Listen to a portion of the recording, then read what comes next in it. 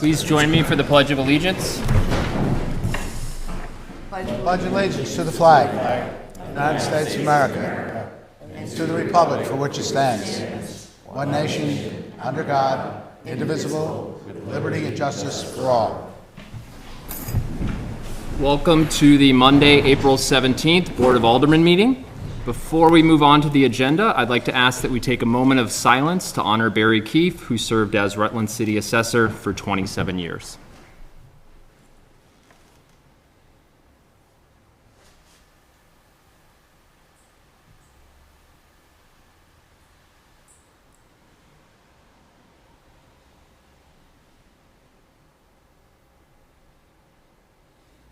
Thank you.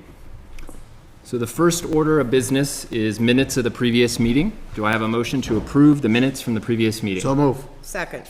So we have a motion and it has been seconded. Any discussion or debate on the minutes? Seeing and hearing none. All those in favor? Aye. Any opposed? Motion passes. So moving on to opportunity for members of the public to address the board on matters not on the agenda. So if you'd like to speak, I ask that you wait to be called on, then walk to the podium, state your name and town of residence, and speak into the microphone so that those watching on PEG TV are able to hear you. Are there any members of the public here to speak on matters not on the agenda? Go right ahead.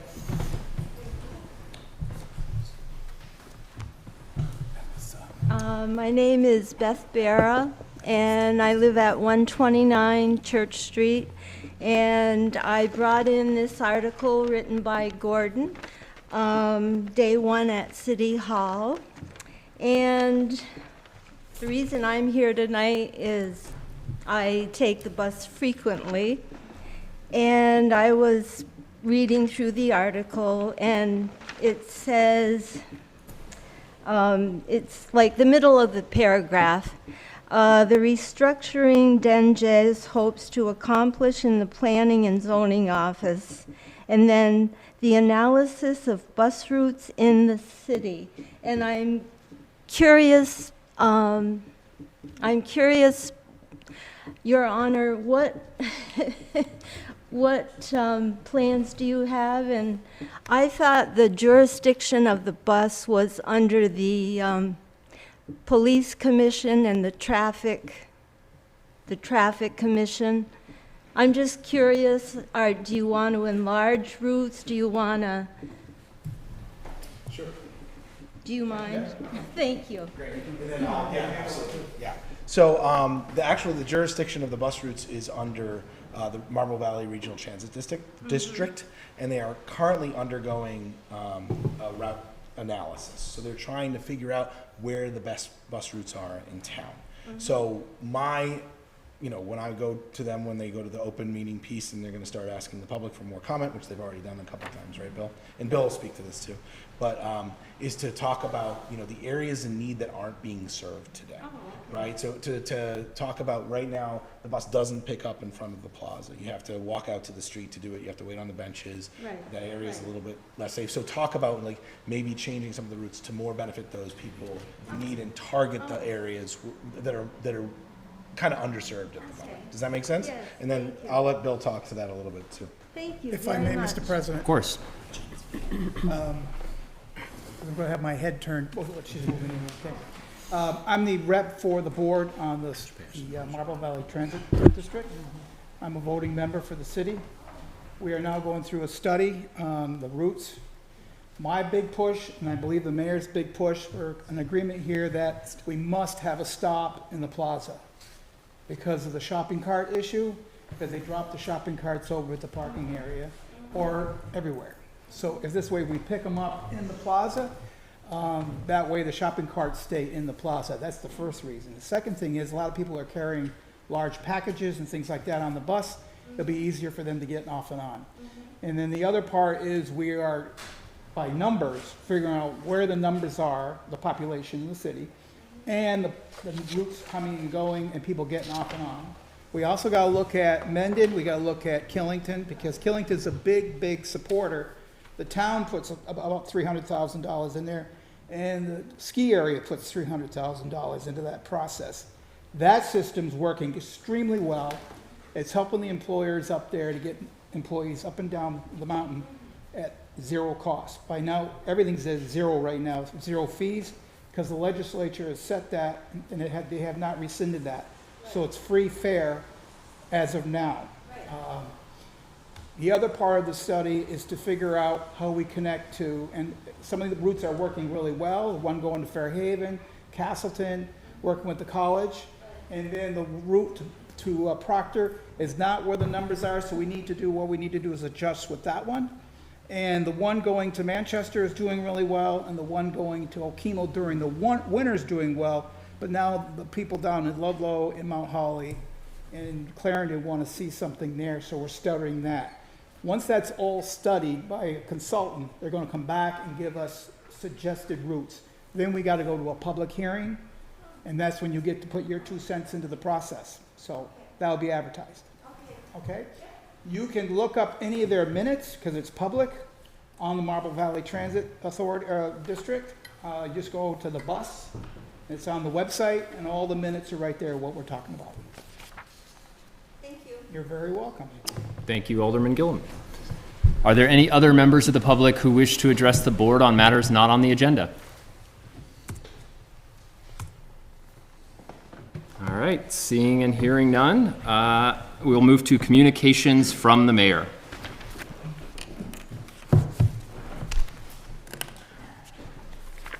Good evening.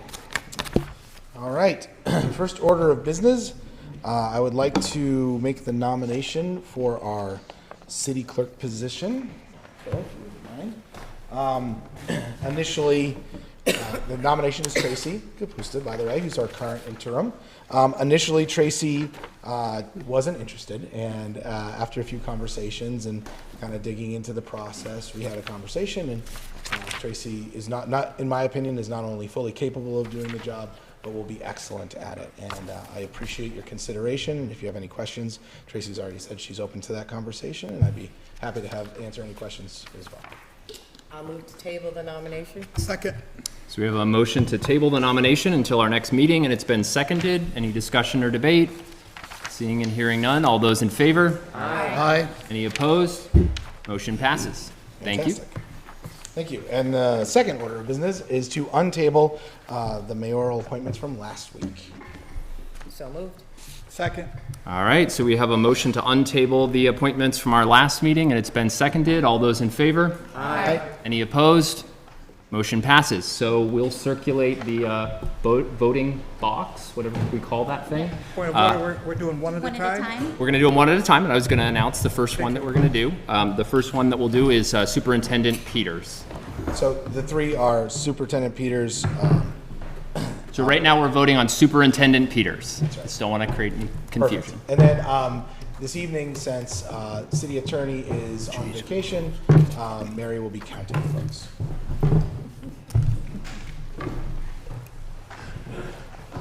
Okay, while we're collecting those, I will give my update, if that is okay. So what we've done over the past few weeks, or past 2 weeks actually, we've evaluated city services and contracts to find those efficiencies. So I mentioned last time that we would be doing that. Sarah Magro has really helped out with that, and she's been sending me updates as to what's been going on in our different bills and our different billing systems. We're even trying to find efficiencies in our current copier bid. As far as we can find every dollar that we're spending that we don't need to be doing, that's the goal in the mission here. So the next steps are to rework those contracts now that we found some of those inefficiencies. We're going to be starting with our internet services contract. So right now, our internet services at each facility is under either a different contract or a different pricing plan. The company that we work with today, we can renegotiate, even though we're in contract terms with all of those, we can do a bundle and renegotiate that term and bring the cost to the city down. So we'll be working on that over the next few weeks, making sure that we're following the proper purchasing processes and we're doing that in line with our policies. Also, I want to thank the board for its approval last meeting. The Regional Planning Commission we've had a discussion, and they've sent out the RFP seeking the housing needs assessment that you all voted on last time. So that is now out in the field. Also, last week we met with Congresswoman Becca Balint the meeting was actually really, really interesting because she wanted to hear about what Rutland needed, right? She came down to hear about what we were doing, what our forward-looking vision was, but what were the things that we needed in the next few months, years, and so on. She does plan on coming back, but what we talked about in the immediate space was housing plans, right? Housing's our biggest thing. It's one of her biggest things too. We had a few specific asks, right? A housing and multi-use development investment fund to help reduce barriers to entry. So if you think about the way our housing works today, in order to build houses, there's a cost to do that. Developers, it's very expensive, so we have to bring that bottom up. So we're looking at ways of, raising that floor so developers can come in and invest in our community. Completion of the Rutland area creek, the Rutland Creek path, and the bike pedestrian path along the natural waterways of our city. In the Center Street redesign, the downtown revitalization that we've been talking about, we're asking for investment in all of those. Now, right now, we're not asking for any particular dollar amounts. We're just making the Congresswoman aware that those will be asks coming in the future. I met with Jim Half from Killington Town Council to discuss how Rutland and Killington can start working together. Something that Alderwoman Davis specifically mentioned in a meeting a few months ago was, how come there's not a lot of, shared resources and communication when it comes to marketing and those types of things. So we had a big conversation while they're developing more, right? There's a big investment. They're going through their TIF process, which we're also going to be able to share some data on. We asked Jim, how can Killington and Rutland City work together to kind of bring that marketing piece together as two communities trying to serve the same audience. So we're going to look into doing more in the future there as well. With the hotel, what we're actively doing now, so with the hotel housing program coming to an end, I did get confirmation today that it is going to end on June 30th. So with that ending on June 30th, we need that next steps in those resources. So what I announced at Project Vision this week is a services event, probably a 1 or 2 day event where all of the different services and agencies from around the city of Rutland that offer services today that may not be utilized, the people in the hotels who are currently under the voucher program can come, they can visit, they can talk to these different service agencies and figure out what they can do for their next steps. There may be some availability in certain areas, there may be not, but those are the conversations that need to be had to help them plan what they're going to do next, as well as having planning available. I've spoken to a couple of landlords that do have some spaces available now and would like to house some of those people, so there are some of those options, which is great. So the information on that is forthcoming. We have to set a date and a location, and then we can start getting the agencies to show up and participate in that event in the future. The board's swift action sending the EECBG grant and the MERP grant to committee. You will hear more about in Anna Tadio's report here, but I did want to say thanks again for doing that. If we can move quickly on that, we should be able to take full advantage of both of those programs. GovPilot, we have last meeting, we approved the expansion of the contract. The board did, thank you very much. We already have 5 new modules in the works. So what that means is 5 new ways for the citizens to be able to interface with the city digitally. One of the biggest modules that we can do to improve efficiencies within the city is the special events permit. So the special events permit that you'll hear about later in this meeting is a very long and arduous process for the people applying. It's an arduous process for the departments because sometimes you have to wait to go through that process. So we're digitizing that, and that's on the top of the list, and that's one of those 5 elements. So now someone applying for an event will be able to submit their application, get back their responses, and their permit will be approved, and it'll be a much simpler process for everybody. We're talking about one-stop shopping. One-stop shopping, that's exactly right. And then the last thing, and what are we actively doing? I met today with Governor Scott's Chief of Staff, Jason Gibbs. We actually spent an hour and 45, almost 50 minutes having a conversation about many things, public safety, housing, the big things going on in the governor's budget. But one thing that's really going to be important to the city of Rutland from the governor's budget is the 5-year match that they're planning. So they're taking the state surplus and they want to apply that to grant matches for the next 5 years, and they're trying to do that now in the process. So we need to keep our eye on that, make sure we're looking forward to what that's going to look like, because that match will allow us to plan 5 years out.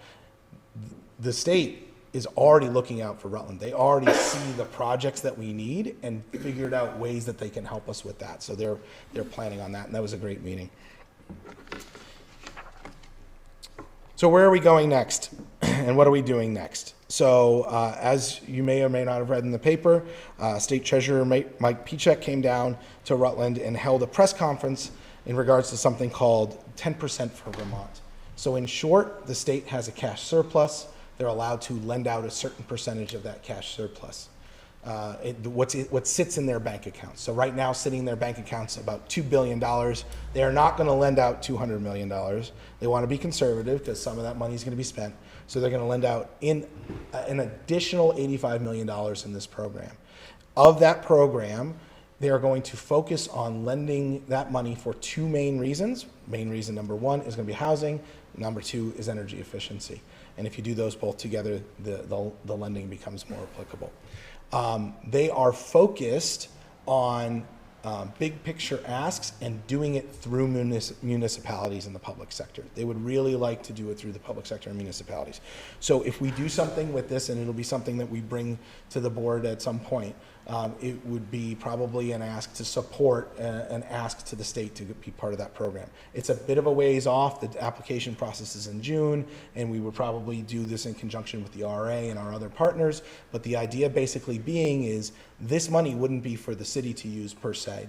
Money is for the city to be able to say, this developer is coming in and they need a low interest loan, and the RA is going to help us get them that money so that they can develop here in the city. So there's a lot more to talk about and a lot more detail than that, but right now just be aware that that program could absolutely benefit Rutland now like it did in the past with the Bardwell House and the renovations going on there.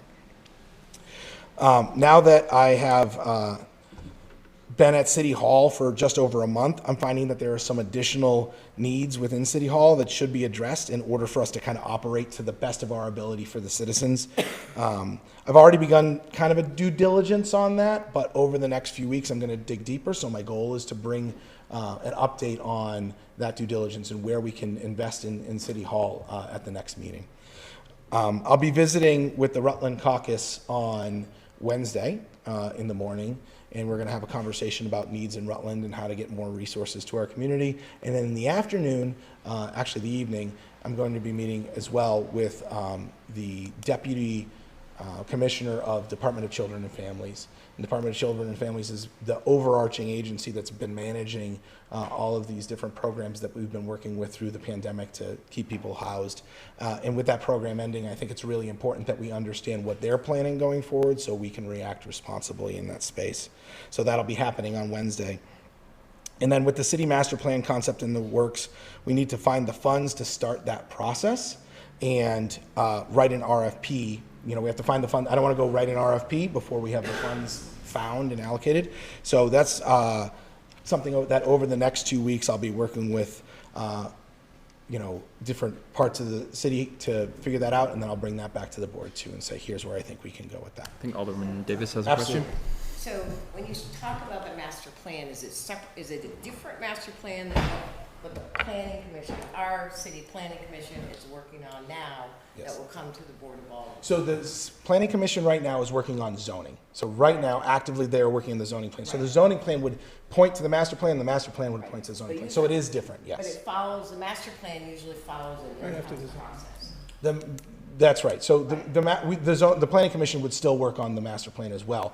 But what you would do in talking to the regional planning commission, in this case, we would go out to RFP. We would have an engineer put together the first draft of a city master plan based on our inputs. And then we'd go to the planning commission and they would work on it. So it is a process that an engineering or a firm would be involved in that case to get to the point that we want to.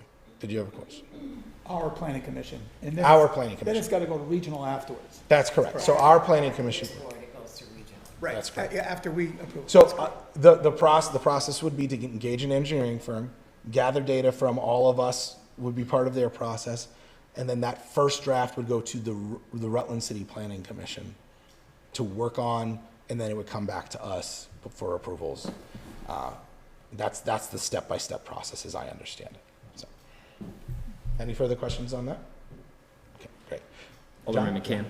Yeah, actually, so going back to a point from earlier for the Services Day, I think you called it. I think that's a great idea. Are you working on a plan to make sure that just awareness of that event gets to the target audience, and then also plan to make sure that, you know, the timing is such that the target audience is able to attend and not, you know, I don't know, at work or Yes, school absolutely. or whatever it might be? Yeah, absolutely. And we'll be working with the agencies that are in contact with most of those people on a regular basis. So, Okay, thank you. great question. Any other questions? No, do That's you have more? That was actually the end of the report. All right, thank you, Mayor Dungus. We have our first vote on Superintendent Peters, 10 yes, 1 no, so appointment passes. Now we're going to circulate the box for Building Inspector Sadakierski. And I'll just make quick mention, Superintendent Peters is not here, and Administrator Sternessy isn't here either. They're both taking family vacations during spring break. Schools are School vacations.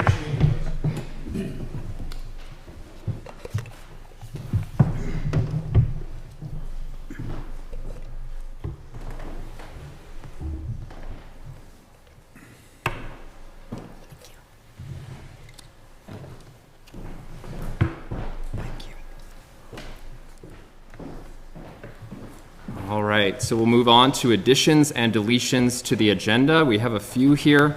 Alderman McCann has asked to add to reports from representatives an update on the work of the Rutland City Planning Commission. I'd like to move Alderwoman Taddeo's report from the Environmental Sustainability Committee from reports of standing committees to reports of select committees, which it is.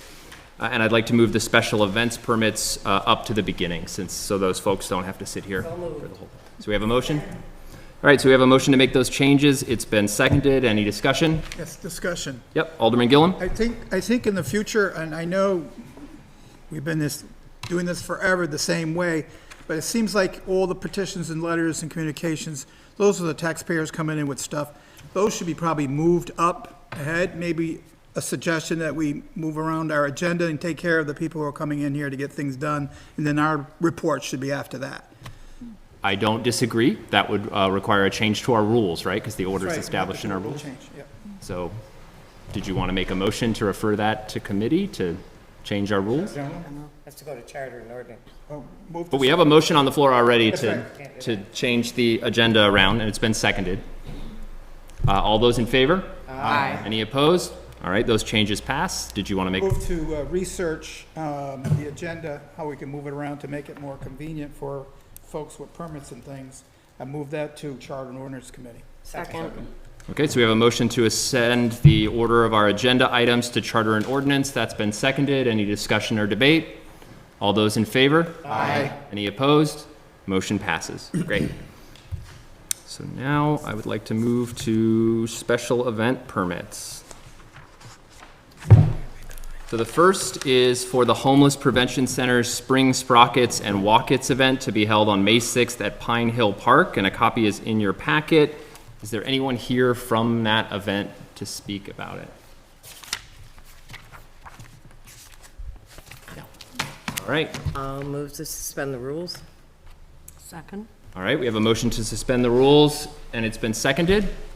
All those in favor? Aye. Any opposed? Motion passes. And I'll move for the approval of the spring sprockets and walkets on May 6th from 10 a.m. to 2 p.m.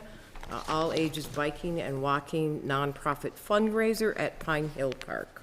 Second. All right, we have a motion to approve the special event permit, and it has been seconded. Any discussion or debate on the permit? Alderwoman McClure.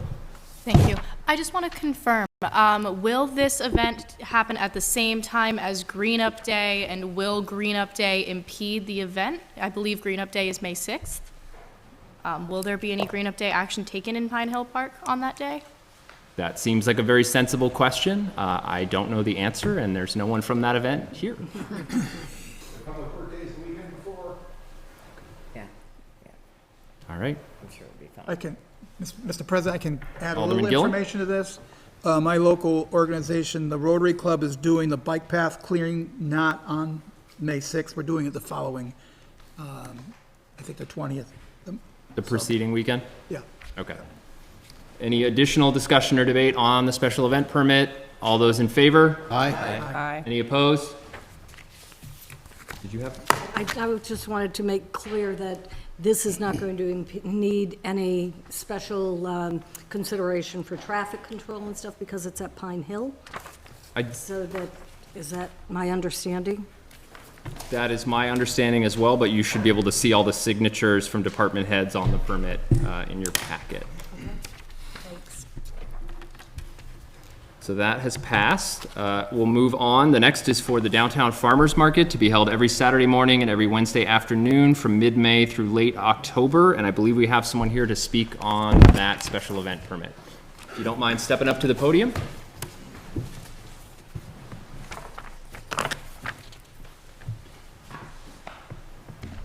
Good evening. My name's Mort Brown, and I'm a long-standing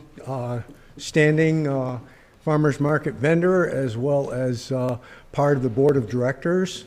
I've been directed from them to address our request for a farmers market to be held on Saturdays.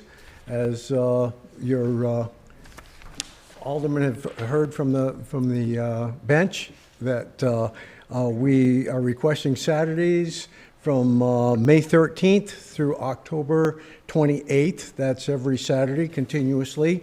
And our sales time is from 9 a.m. until 2 p.m. And we need about an hour and a half setup time before 9 and about an hour's worth of tear down time afterwards, and then we'll be out of the park. Wednesday market starts a little later because we're trying to get our crops in order for sale. And so we're looking at the hours to be from 1 to 5 p.m. And we start a little bit later for Wednesday market. We go from June 7th, which is a Wednesday, to October 25, permitting that frost hasn't wiped us out prior to that. Tonight, I'm requesting the issuance of a vending license permit to use Depot Park as our primary site of business. Way back when we first started, we found ourselves as individual farmers spread out all over the city. The city was gracious enough to support our effort and request to have concentrated time twice a week for vending our products, and that helped us greatly because we have to produce all this back on our farms, and we found that with concentrated selling time, we had more time to tend our crops. I'd like to also say to you that you as members of the city of Rutland and past members, our first market in Depot Park, before it was even reorganized, it's had a facelift a couple times over the years. And this will be our 49th year in Depot Park, and you can be proud that you are the owners and participation people in this city of the oldest continuous running farmers market in the state of Vermont.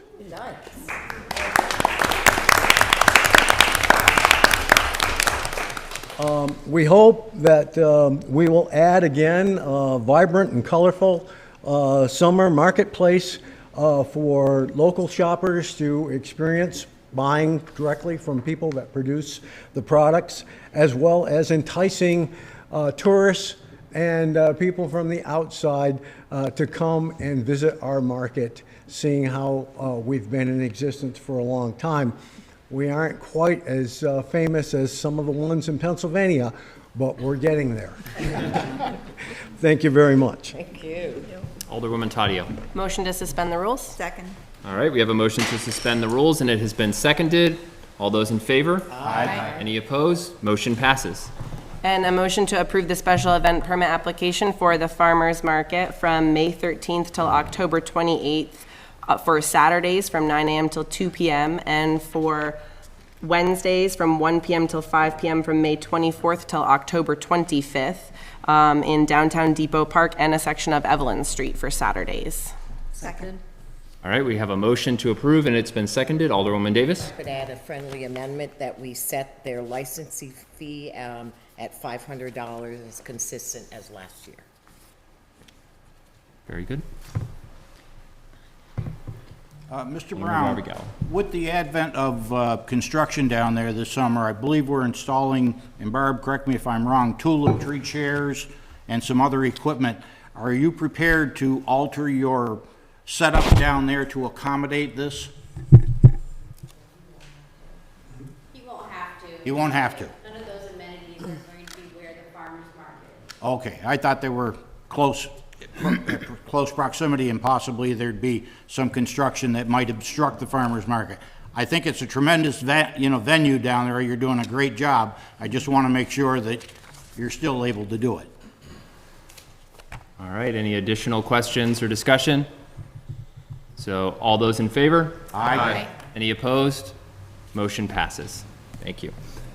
And before we move on to the final special event permit, we got the votes back for Building Inspector Sadakierski, 9 yes, 2 no, so nomination passes. And now we'll do the final one for Zoning Administrator Strinisty.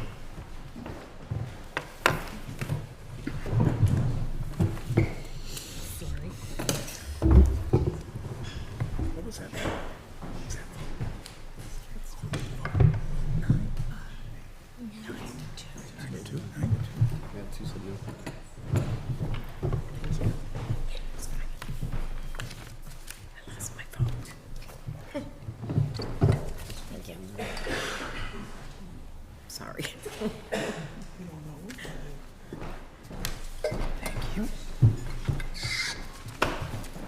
All right, so our final special event permit is for the 45th Running Crowley Brothers Road Races and Memorial Races and Events on June 11th. And we have a gentleman here to speak on that permit request. Hi there, I'm Mike Lannon. This is my co-director, my wife Paula, 54 years married to her. I know that she says I can't believe it. That's okay. Yeah, that's right.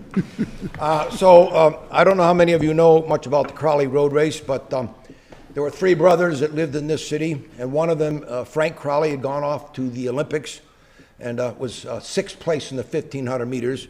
We've only had 3 summer Olympians ever from Vermont, and he placed, and he's the only one that's ever placed. So it's a very interesting historical event. Well, back in April 21st of 1928, he challenged another very famous runner from Keene, New Hampshire by the name of Clarence DeMar. Clarence DeMar was a very famous American marathon runner, and Crowley was a 1,500 meter runner. So it was the consensus of the public that this was a hands down easy race for DeMar to win. So they started in Proctor, and they laid out a 10K, 10,000 meter road race, and they ran that race, and Frank Crowley won. And we're approaching the 100th anniversary, believe it or not. April 21st, 2028 will be 100 years. And during that time, we've had many times that the race has come and gone. It used to finish down at the St. Peter's Field during the Assumption feast day, and it was there for 10 to 15 years, and then it died. And then a bunch of the guys from this area began the race, and my wife and I, it was going to die again, and Mr. Haley wrote in the paper, isn't there anybody in the city willing to stand up and keep this race going? So my wife and I have been doing it for 35 years. We were only going to do it for 1 year. But now you know I'm married to a woman that says we'll be doing it again. So I thank you for allowing us to come and present the application. It has grown from the 10K. We have a half marathon that starts at the rec department. That's all been approved. And that runs out from the rec department up through part of Rutland town, and then out on the highway, and then out over Route 3, and it connects in the Proctor Green and comes back in over the old route and connects at the finish line at the Citizens Bank or the old KFC building. And then the 10K still starts where it always started, on the Proctor Green. It's been moved to start many times, but the original race started on the Proctor Green, and that's where it is now.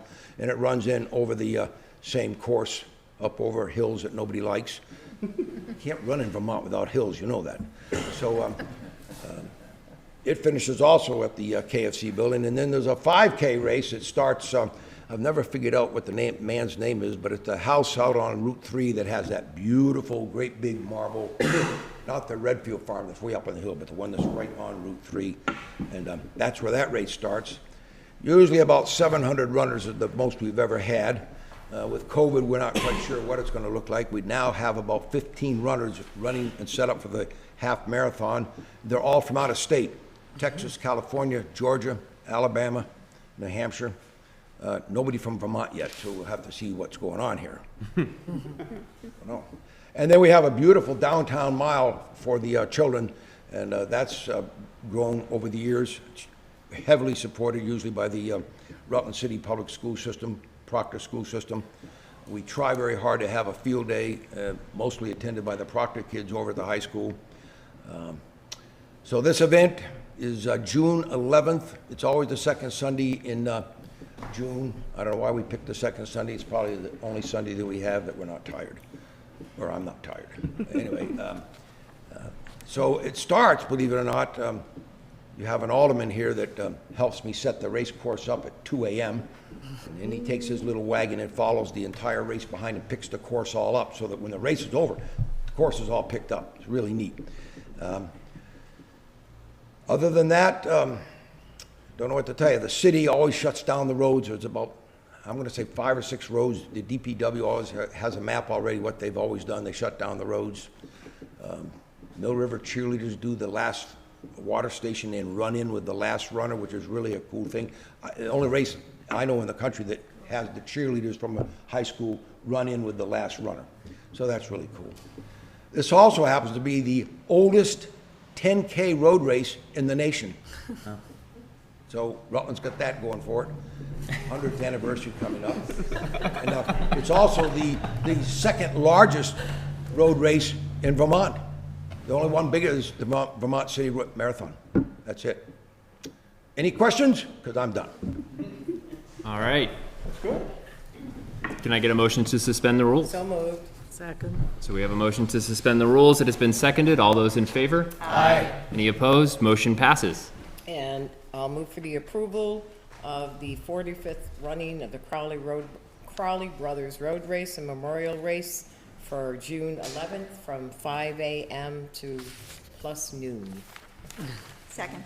All right, we have a motion to approve the SEP, and it has been seconded. Any discussion or debate? Alderman Gillum. I just want to let the board know that I'm involved with this. I'm the road commissioner, so I still would like to still vote for it, but I want to make you aware that I'm involved with this project. Any others? All right, all those in favor? Aye. Any opposed? Motion passes. Thank you. Thank you very much. And so thank you to everybody who had special event permits before the board. You're free to leave or hang out and enjoy the rest of the meeting. And we have the vote totals back for zoning administrator Strinesty, 9 yes, 2 no. That appointment passes as well.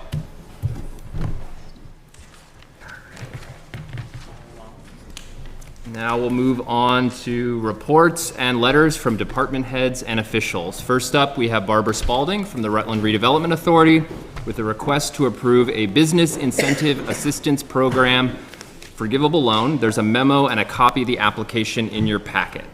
Barbara. Thank you.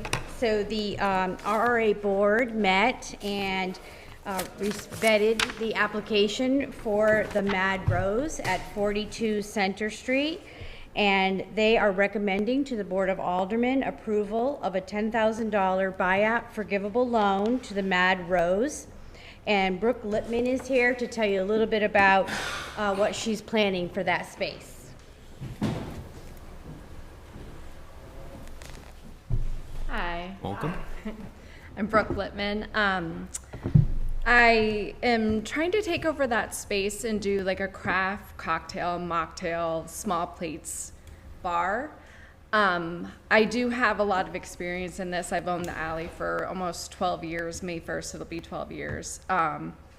Which is, that. I mean, I think that's quite ambitious just to be in that same spot, because I think I've owned it longer than anybody else has since the place opened in the beginning. But I'm hoping to take this spot. I think it's beautiful. it has never really been used to its full potential, and create something that's just for everybody to come in and enjoy. I really feel like we lost a lot when we lost Sabby's, that kind of meeting place that people would like to go after work, after the Paramount. A lot of times when you're out at like, you know, the Paramount has a show on a Monday and there's nothing open around. Or it's a bar that you may just not want to go into. Maybe you don't want to drink. So like we're going to have a whole list of mocktails that you can have to kind of end your night. Or if you're out with a friend that doesn't truly enjoy to drink themselves, you can have a drink and they can have something that's not like orange juice, pineapple juice, and cranberry mixed together, which is what I always get offered. So I'm really trying to make this truly unique. I know in Vermont there are quite a few craft bars that have really, really worked, and I feel like Rutland will definitely benefit. I hired a consultant. His name is Nicholas Capana. He's from Little House of Cocktails. He's like nationally awarded. He's fabulous. So we are creating a menu together. I really think he's going to bring a lot to the table. He's going to train the staff with me so they know exactly how to make the drinks, how to just be kind of professional. And if you come in, you can ask like, how did you, do clarified tomato water in this martini? We can explain that to you. And I think that's kind of cool in and of itself. I'm hoping to employ at least 3 full-time along with the kitchen staff. I'm really looking for somebody who I think is gonna make like my kind of vision in there come true. I'm not gonna hire somebody who's just like gonna deep fry stuff. So if the kitchen takes a little bit longer, that may happen, but I know that on the cocktail side, I'll be able to open up, I'm hoping by like the 2nd week in May. I'm gutting the space so it does not look like it did. And, I'm really trying to take my time in there, so. Any questions? Excellent. Congratulations. Thank you. And bless you, because I know what this business is. Yeah. Yeah. It's been No fun. further, Alderman McCann? Yeah, I'll just make a comment. I think this is awesome. I do think a place that allows for kind of non-alcoholic drinks for folks as an option is fantastic. Yeah. And just kind of adding something that, like you said, downtown Rutland seems to be missing. Yeah. And potentially creating some competition, which is a good thing, right? Kind of pushing each other, but also making downtown Rutland more of a destination, right? When there are more things to do, more people will want to come more often. I So, agree thank with you. that. And like, I'm really trying to, I'm working on, like, I want to get the foot traffic, the Paramount traffic, but honestly, like, the social media traffic is huge. If you're in a place, there's velvet wallpaper and stools and you're holding a craft cocktail, people are going to be like, where is that? And they're not going to think Rutland, so. They will eventually. Yes, they will. Like, that's what my goal is. And I'm going to keep the alley. I love the alley. Till it floods again, but. So I'd entertain a motion to suspend the rules and take. Second. All right, we have a motion to suspend the rules. It's been seconded. All those in favor? Aye. Any opposed? Motion passes. Alderwoman Taddeo? I will move to approve the $10,000 BIAP forgivable loan to the Mad Rose. Second.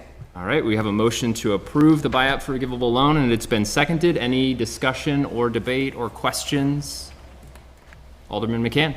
Should have asked this earlier, but can you just explain where the name comes from? My daughter's name is Madeline Rose. So, yeah. So I just took, Makes sense.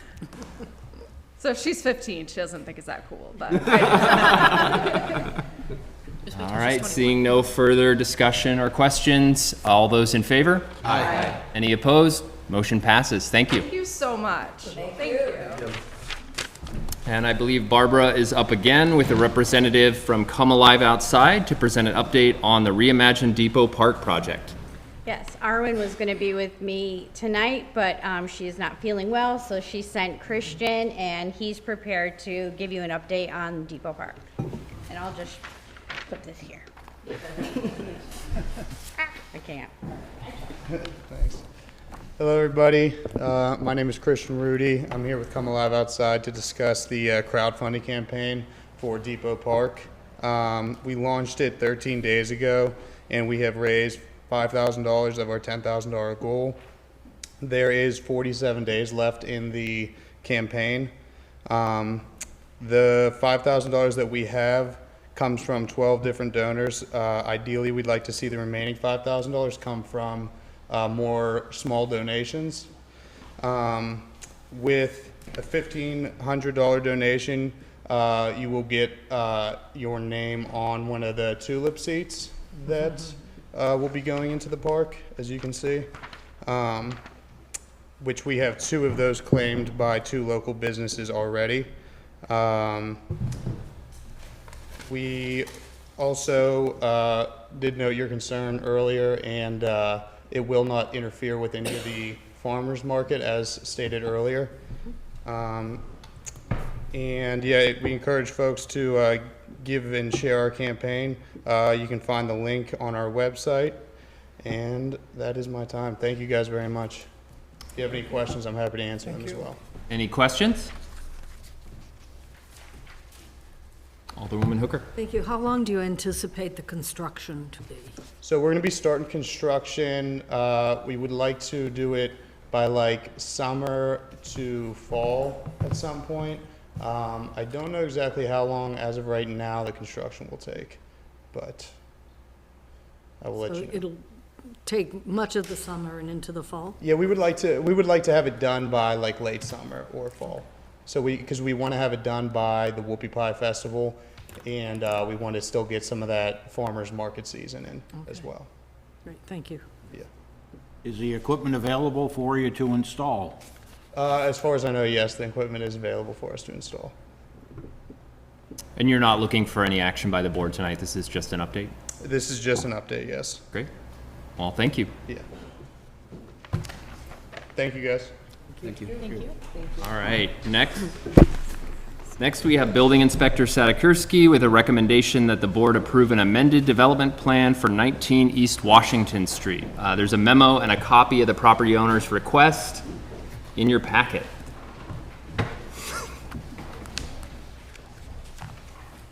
You're up.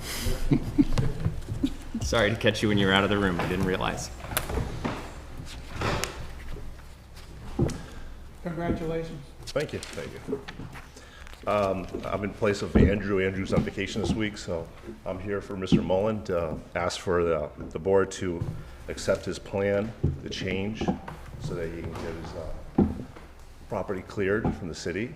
And you guys have the packet in front of you guys, all read it, so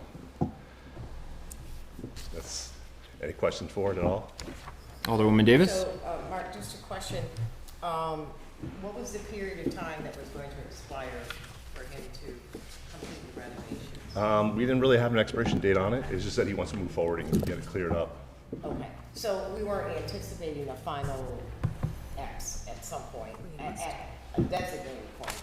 Exactly, yeah. Open-ended. Yeah, we didn't have. So this request is just informative that, to where he is today? And Yeah, where he is today, yeah. Okay. We feel that at this point, he's at a point where he can't go any further. The tenants don't want to move out, they're happy where they are, so he's doing repairs around them within the place. So. And he feels like he can just finish the job out and get it cleared up. Any additional questions? Alderwoman Hooker? Thank you. There were no real concerns as far as the apartments that the tenants are currently occupying, so this what was is... that? There were no real concerns about the apartments that the current tenants are occupying that haven't been addressed? No. Those two tenants, they're basically they're good tenants. They've been there forever, and they just don't want to move out of their spaces. And their spaces are basically, he's fixing them now, painting them, replacing flooring, toilets. So he's improving them as it goes. And we feel that right now, the housing crisis that we have, it's great to keep him in there and move other people in the other places he already fixed up. So by moving the tenants out of there, would have not had the option of other people moving those places he already done. So. I'll move to suspend the rules. Second. All right, we have a motion to suspend the rules, and it has been seconded. All those in favor? Aye. Any opposed? Motion passes. And I'll move to approve the amended development plan for 19 East Washington Street as presented. Second. So we have a motion to approve the amended plan, and it has been seconded. Any discussion or debate? Additional questions about the plan? All those in favor? Aye. Any opposed? Motion passes. Thank you very much. Thank you. All right, next, Treasurer Markowski will present the third quarter report for fiscal year 23, and these documents were emailed to the board on April 14th. Hi, everyone. Thank you. Third quarter, time is flying. But I did want to present some of the information. It's quite a lengthy packet. When we do the quarterly reports, we present all of the funds that the city has and not just the general fund and proprietary funds. So there's a little bit more information in there, but I'll just do some highlights. Bank account balances at the end of March were strong, but I think it's interesting when you compare the city's activity. At the end of February, we had 23.4 million in all city accounts. At the end of March, 17.8. So we have a lot of activity there, paying the school, paying bills and stuff. So the cash balances follow the collection cycle. So lower there. We're actually monitoring right now, like as we head into a collection season, because the AP run is about 250,000 every week, and the payroll as well. So we have that coming out as regularly. So I'll move on. Also, when you're looking at the delinquent report, the balance is high. March 31 taxes, delinquent taxes, 804,000. That being said, if you were to compare it to last year, same time, where I even just compared that to the end of December where it was 920, so we are making substantial gains on delinquent taxes.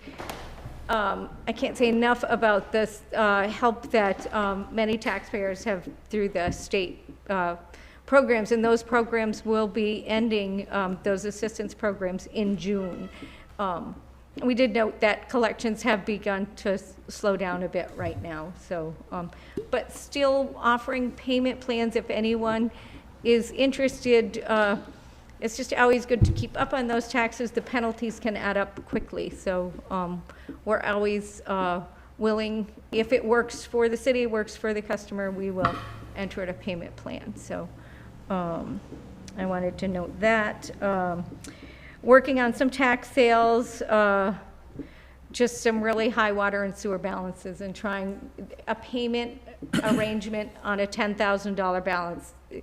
We can't do something like that, so we're, it just doesn't work. If we're going to look at a payment agreement on that, we're going to say let's half down, and then we'll talk about how to repay. And some of those have just gotten out of the range where a payment agreement works. So we're working on those. The pooled cash allocation report, that's really showing the city has all of these accounts but one checking account, the pooled cash account. So that's the general fund, proprietary funds, all sharing one account. But it is something to monitor. The water fund is the only one of our proprietary funds that has cash resource right at the end of March. That's, the bill is just going out. We haven't started a collection. But concerning is the sewer fund, which has a $1.9 million deficit. That fund is having a hard time catching up cash-wise. We still have some projects that have, we've had them waiting for reimbursement. At the end of the quarter, we do a lot of transfers, bond payments and stuff that's really drawing that fund down. So if you remember, we approved an increase in water sewer funds, more on the sewer side, to address that, that issue that it's not really performing the way that it should, and on a cash basis. And also, as we report, the transit fund is not as well. The expenses in that fund far exceed the revenues. Parking fund is looking about the same. So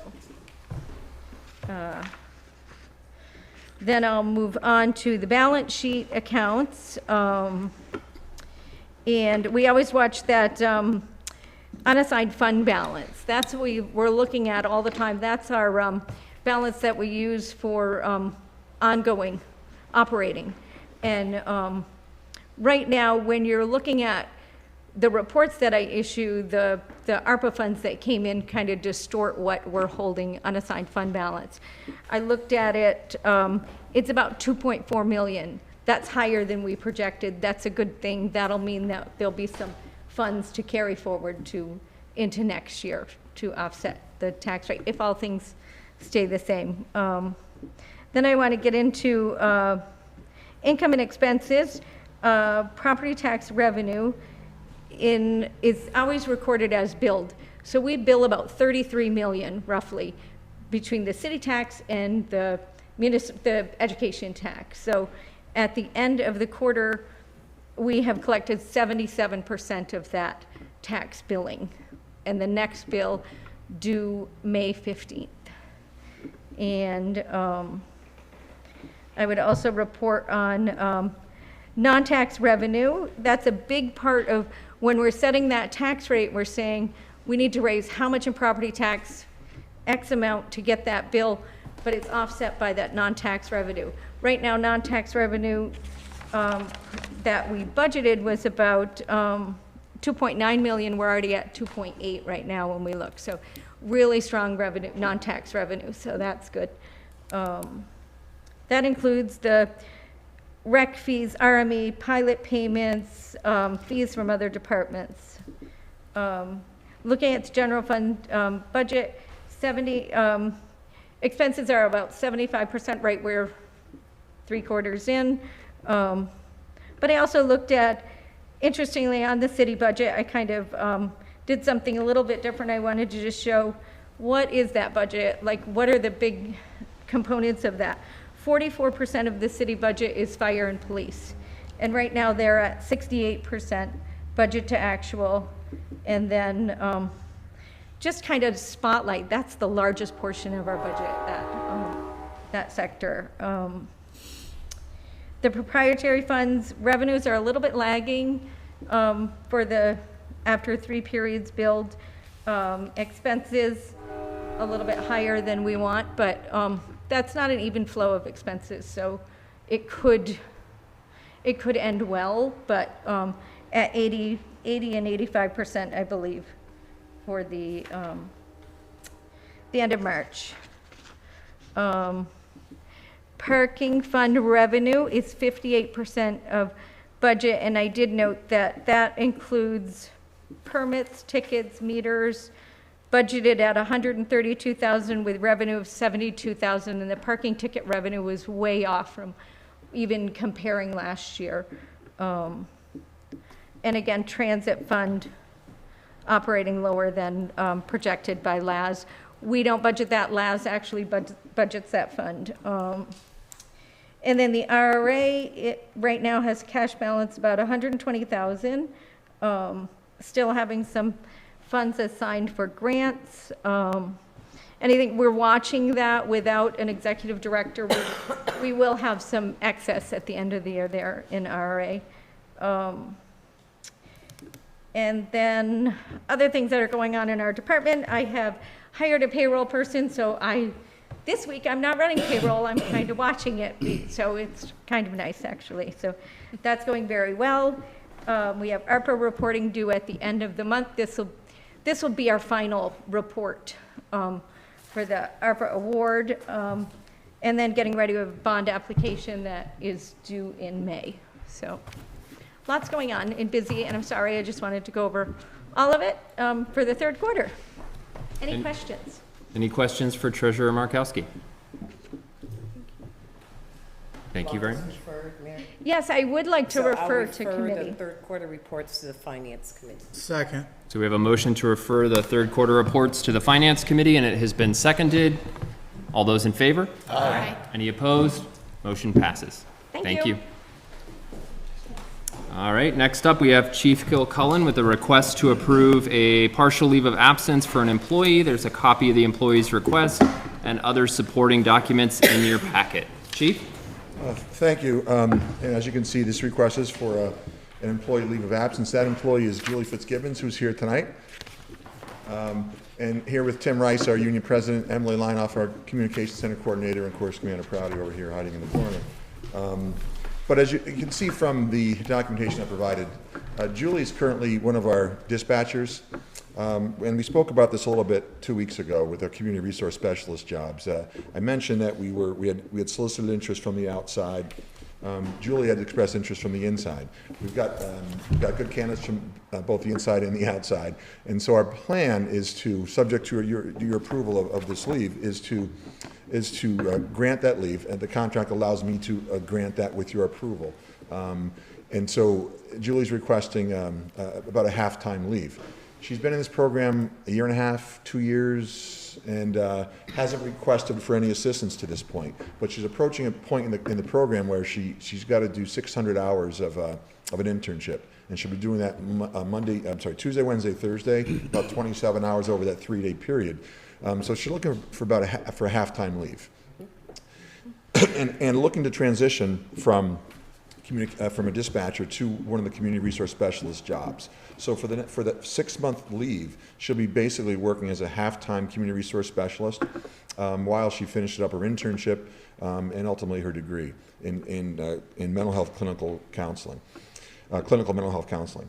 The contract talks about when this can be approved, when there's a benefit to the employee and the city. And this clearly is, I think, a benefit to the city. So much of what we do has a mental health component. I think today alone, between Commander Prouty and I probably spent, together, probably 2 hours dealing with some mental health issues on many of the, many of the individuals we deal with. And that doesn't even, for the rest of the staff probably spend another 16 hours collectively.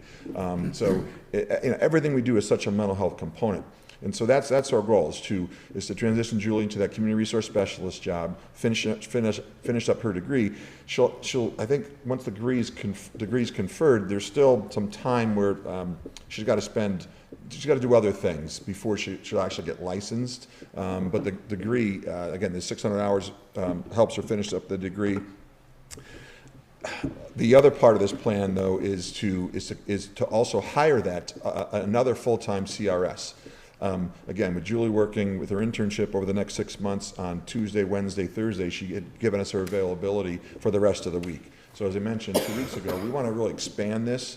We're not looking for 3 CRSs to work Monday to Friday, 8 to 4. We really want to expand it over about 14 days, 14 hours a week, 14 hours a day over a 7-day period. And so this will really help us do that in the short term with essentially 2.5 FTEs for the next 6 months, and then when Julie's done with her internship, we'll be back to 3. So that's our plan going forward. And again, going forward, in addition to in the CRS job, dealing with those we serve, there are also some there's real value in having Julie on board with her training when it comes to supporting employees and families. We had a pretty, we as you can imagine, get some pretty serious traumatic incidents fairly often, and in order for us to properly support our employees, they need someone to talk to, and having someone in-house, I think, is a real benefit to the department and the city. Thank you, Chief. I'll move to suspend the rules. Second. All right, we have a motion to suspend the rules. It's been seconded. All those in favor? Aye. Any opposed? Motion passes. And I'll move to approve the leave as requested and outlined by ChiefKilCullen. Second. All right, we have a motion to approve the leave, and it has been seconded. Any discussion, debate, or questions? Alderwoman Hooker. Just a question, Chief. Will this require then replacing Julie as a dispatcher, and do you have candidates for that as well? Yes. So our current CRS, Kyle Dawson, was a dispatcher. He transitioned to a CRS position in February. We posted that. We made a conditional offer to one of those candidates, and I asked Emily, who's coordinating this, hey, how's our second place person? And so we've interviewed others too, and so we'll be making conditional offer real soon going forward. Okay, thank you. Any additional questions, discussion? Alderwoman McClure. I would just like to say, if this was a resume and a cover letter for a job, I would hire Julie immediately. She has an impressive resume. Her cover letter is written excellent. She did a great job. All right, we have a motion to approve, and it's been seconded. Seeing no further discussion or debate, all those in favor? Aye. Any opposed? Motion passes. Thank you, Chief. Thank you very much. Thank you. All right, finally, we have a request from Attorney Bloomer that was emailed on April 15th. And as Attorney Bloomer is away, he asked that you reach out to him in advance with any questions. So just some procedure here. If the board wishes to suspend the rules and vote on the attorney's recommendation, we can do that. But if there's desire to discuss the contents of his memo, we would need to go into executive session. And I have language to do that, but it's whatever this board wants to do. Alderman McCann.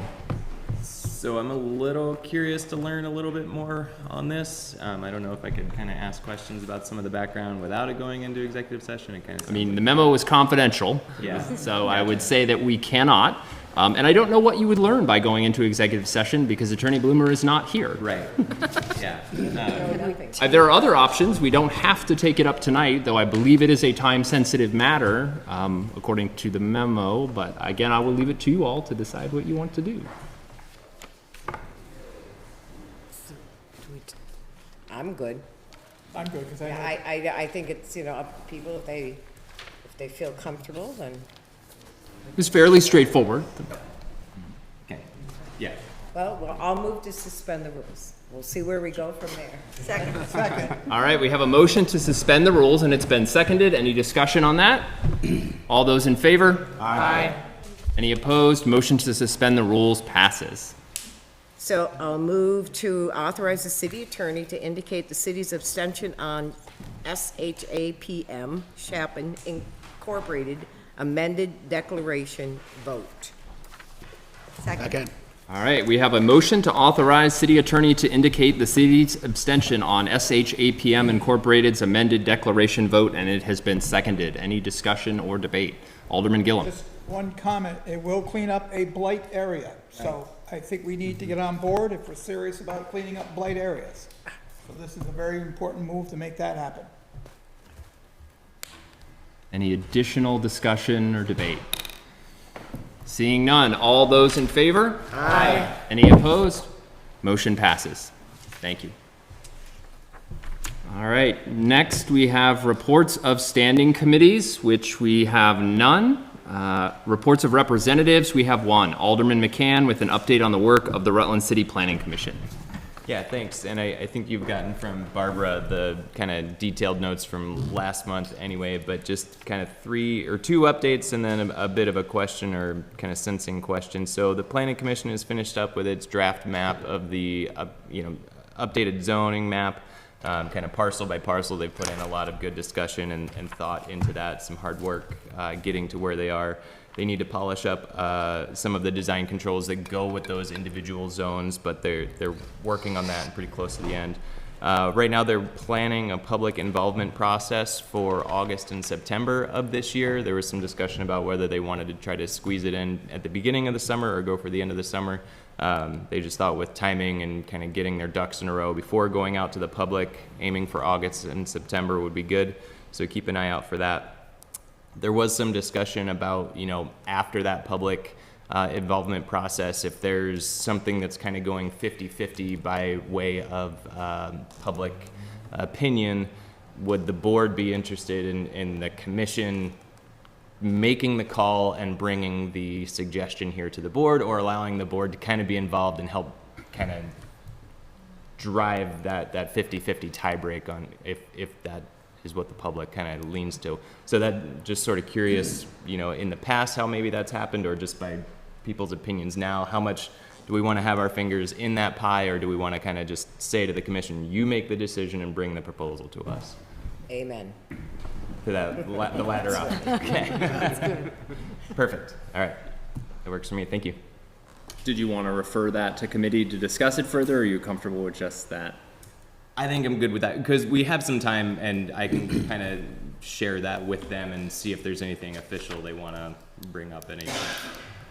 So if I may, yes. The reason I said that is because historically, they'll send those changes, recommendations on with some understanding of why and what choices there be, and this board can sit back and take that fresher look. and just say, either we agree or we don't, and we change whatever we want to do. So sometimes it's better, I think, for us not to get into the weeds until it gets to us. Perfect. Yeah. Thank you. Alderman Gillum? Just a comment, being on the TIF committee, I would caution the planning commission to come to one of our meetings and kind of tell us where you're at, because we got some property that we're going to be moving on, and you might be changing some zoning in certain areas that might conflict what we're trying to do. Maybe we can head that off before we get down the path. Yeah, good. Sort of a cooperation type thing. It's, if I may, just to ask a question, is Andrew on the committee? He's on the TIF committee. He is. But he's also on the planning He's a commission. planning, So so there's doing a the connection. zoning, right. So, Yeah, I don't know if he's actually on that committee. He kind of well, but he's he has to there show giving all the maps and for the okay. zoning piece of it. But I'm just giving, I'm letting you know, because you're our representative. Yep. So you have that in the back of your head. Great, thank you. Thank you, Alderman McCann. Moving on to reports of select committees, which we have one. Alderwoman Taddeo has a report from the Environmental Sustainability Committee. Thank you. The Environmental Sustainability Committee met April 6th at 5 p.m. Committee members present were Alderman Taddeo, Alderman Barbagallo, and Alderman McCann. Others present were Mayor Mike Dunges and Chair Michael Talbot. The meeting was called to order at 5 p.m. The purpose of the meeting was to discuss 2 grants that Rutland City is eligible to apply for to improve energy efficiency in Rutland. The committee discussed the Municipal Energy Resilience Planning, MERP grant, and the Energy Efficiency and Conservation Block Grant, EEC-BG. The Municipal Energy Resilience Planning Grant is a $4,000 grant for community capacity work that will be used to support energy resiliency in our community. This grant can be used for a variety of purposes, including hiring a grant writer, hosting educational events, assembling an energy committee, or for other purposes. The grant can be awarded to support multi-year work if needed. The grant is non-competitive and will be awarded on a first-come, first-served basis. The grant opened on March 8th. The committee discussed that we need to apply for this grant as soon as possible. There are 3 phases of this grant. The first phase is for the $4,000 grant. The second phase is for an energy assessment of a specific building or multiple buildings to see which is the highest need. And the third phase is for a $500,000 grant to do energy improvements on whichever building we choose.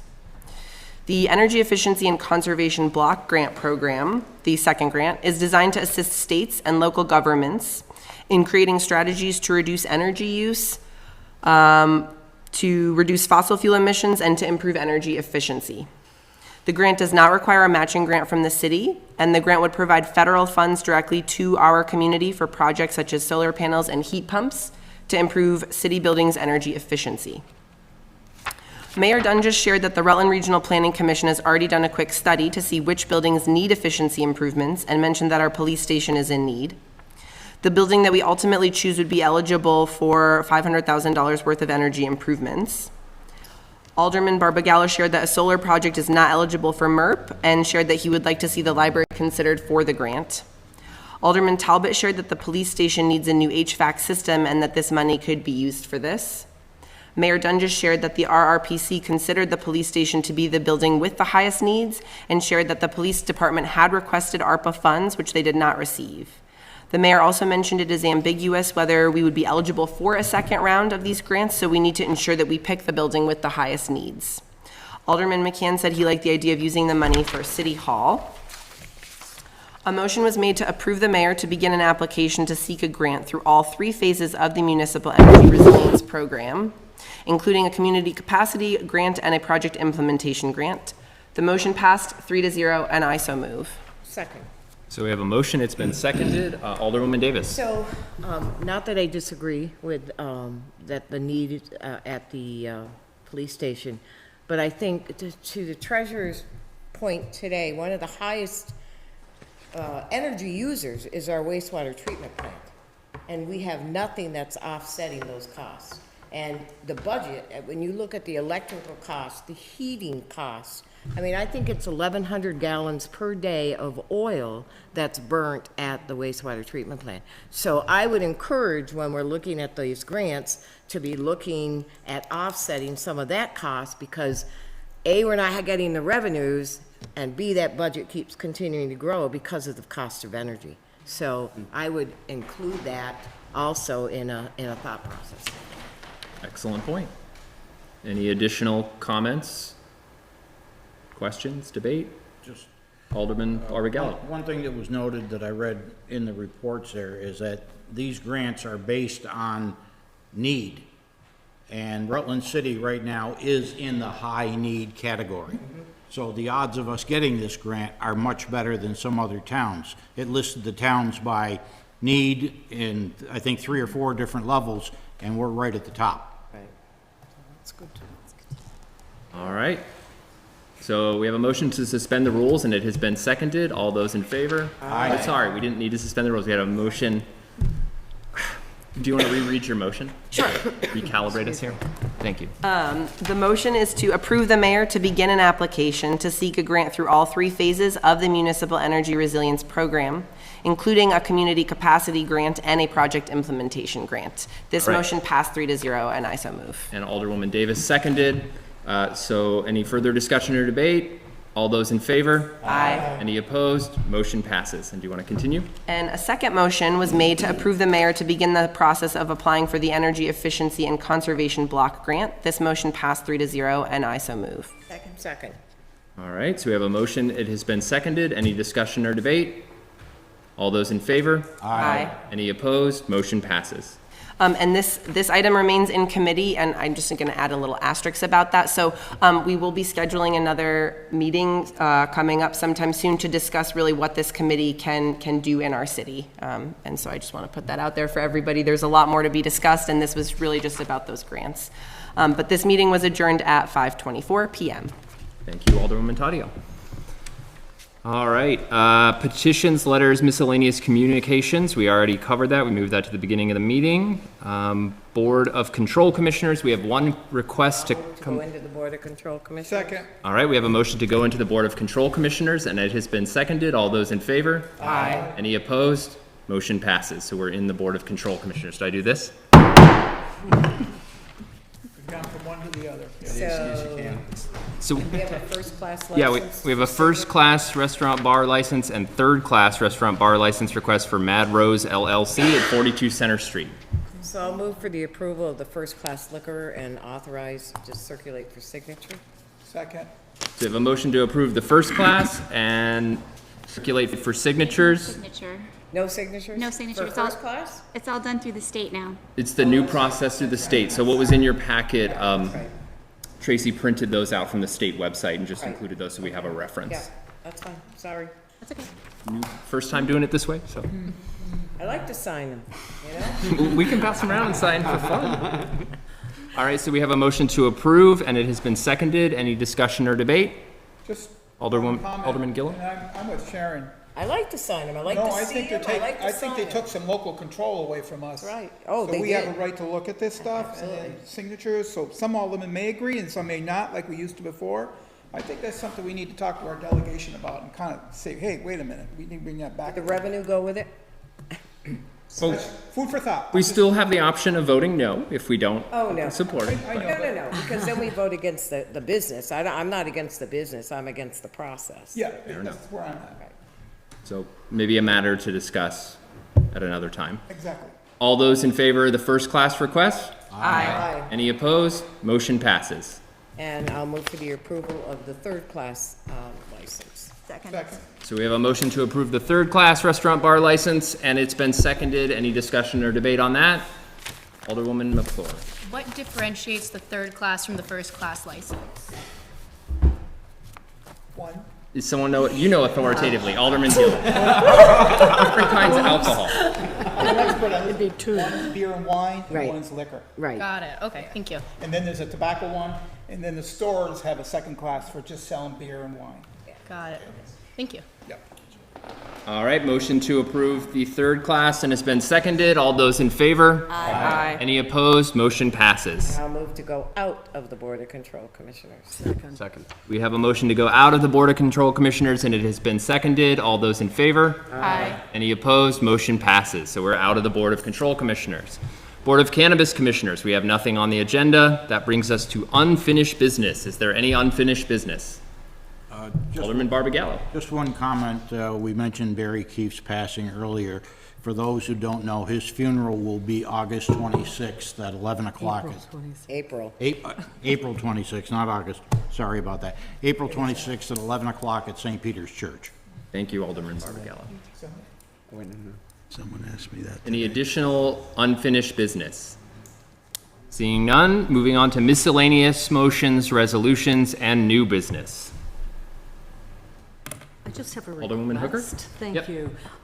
I really appreciated Alderwoman Tadio's report with the explanation of all of the letters that come after all of the terms. So for those of us who are new on the board, it might be interesting to have a list of some of the things, especially like the Planning Commission, what's OPP, you know, stuff like that. If we could have a little list of, Acronyms. what the Acronym soup.